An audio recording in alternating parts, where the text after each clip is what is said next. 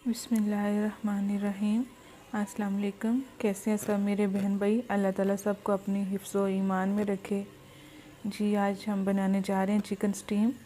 मैंने 2 से 3 चम्मच ऑयल लिए और आधा किलो मैंने इसमें चिकन लिए। इसमें 3 से 4 अदर टमाटर जाएंगे, उनको मैंने स्लाइस में काट लिए। और सब्ज़ मिर्च ये हम इंशाल्लाह एंड में डालेंगे इसमें खुशबू के लिए और जायके के लिए। 2 टेबलस्पून इसमें सिरका जाएगा और 1 टेबलस्पून जाएगी कुटी हुई लाल मिर्च, नमक हस्बे जायका। इसको हम अच्छे से मिक्स कर लेंगे ताकि सारा मसाला, सिरका और नमक मिर्च चिकन सब आपस में मिक्स हो जाए। इसको हम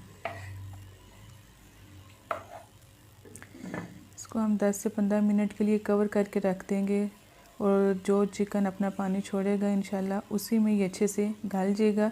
एक्स्ट्रा पानी डालने की ज़रूरत नहीं है इसमें। जी अब इंशाल्लाह हम चेक करते हैं। देखिए माशाल्लाह से चिकन ने अपना पानी छोड़ा और आलमोस्ट ये चिकन गल चुके हैं और टमाटर भी माशाल्लाह से गल गए हैं, आप देख सकते हैं। अब इसमें हम सब्ज़ मिर्च डाल देंगे और थोड़ी देर के लिए इसको फुल आंच पे हम भून लेंगे। अब देखेंगे कि सब्ज़ मिर्च की खुशबू और सिरके और चिकन की उनके ये बहुत ही मज़ेदार चटपट से तैयार हो जाने वाली रेसिपी है।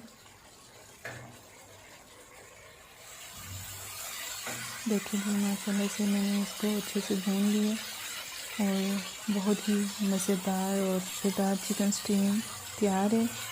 जी अब हम इसको डिश आउट कर लेते हैं। चिकन स्टीम रेडी है जी। अगर आपको मेरी रेसिपी पसंद आए प्लीज़ लाइक करें, शेयर करें, मेरे चैनल को सब्सक्राइब करें। अपना सब ख्याल रखें जी। अल्लाह हाफिज़।